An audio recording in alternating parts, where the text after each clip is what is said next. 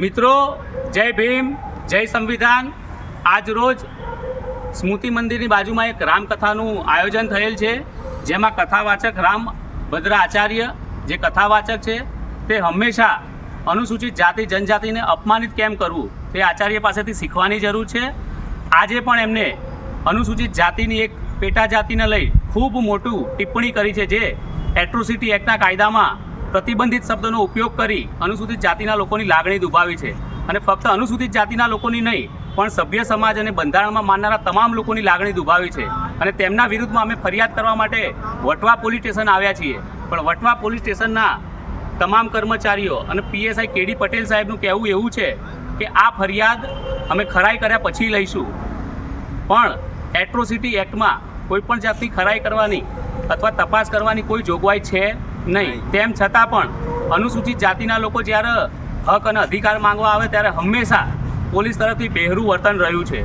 આજે અમે અમારી ટીમ સાથે વટવા પોલીસ સ્ટેશન ફરિયાદ નોંધાવવા માટે આવ્યા છીએ, તેમ છતાં ફરિયાદ લીધી નથી।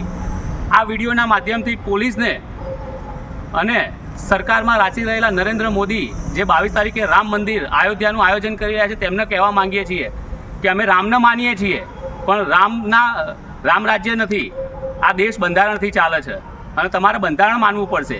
અને રામ તમારે એકલામના નથી, રામને અમે બધા માનીએ છીએ, અમે રામના અનુયાયી છીએ, પણ તમે કોઈ પણ જાતિની ટિપ્પણી કરશો તો અમે કોઈ પણ હાલતમાં એ સ્વીકારીશું નહીં।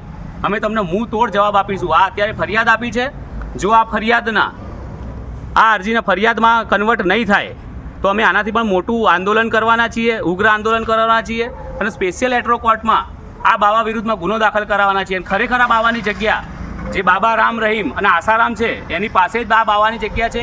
આ બાવાઓ છાટકા બની ગયા છે અને અનુસૂચિત જાતિ જનજાતિને લઈ હર હંમેશ નીચું દેખાડવાનો પ્રયત્ન કરે છે, પણ તેઓને ખ્યાલ આવવો જોઈએ કે આ બંધારણથી ચાલતો દેશ છે, આ કોઈ રામ રાજ્યથી ચાલતો દેશ નથી। જય ભીમ, જય સંવિધાન।